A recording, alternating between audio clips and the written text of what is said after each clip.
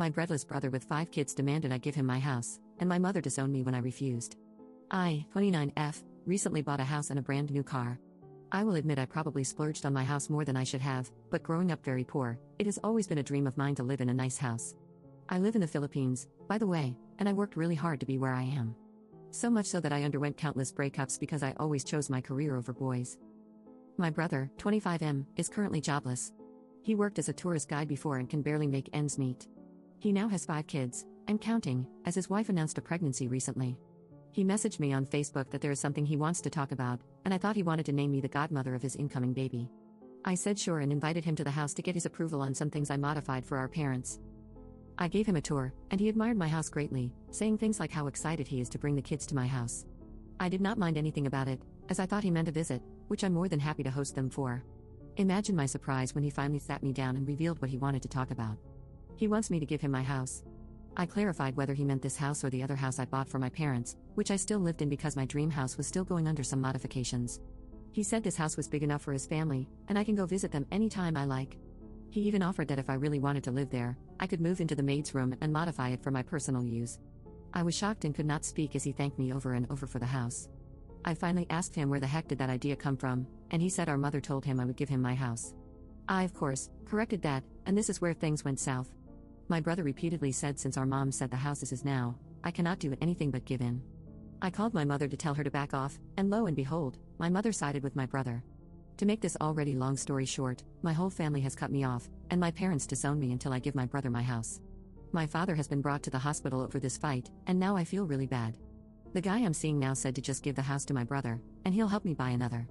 Am I being unreasonable here? I don't feel like I am. Update 1. So, a lot of people have reached out to me since my original post, and a lot has happened since then.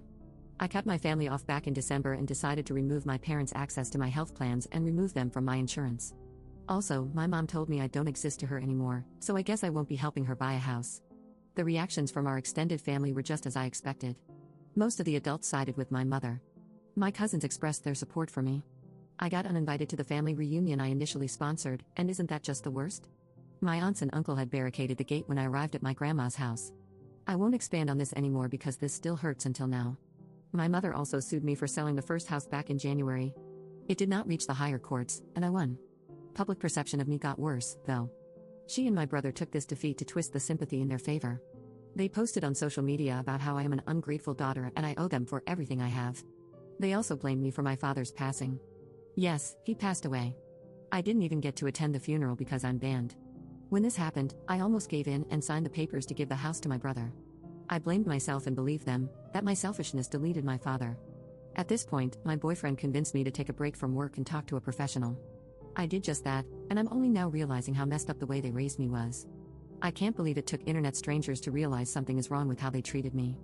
To be honest, I almost decided not to post an update. It was last month when my therapist suggested I should do it because this is where my breaking off from them started. On the bright side, I saw how much my fiancé's family really likes me because of this ordeal. I thought they were just being nice.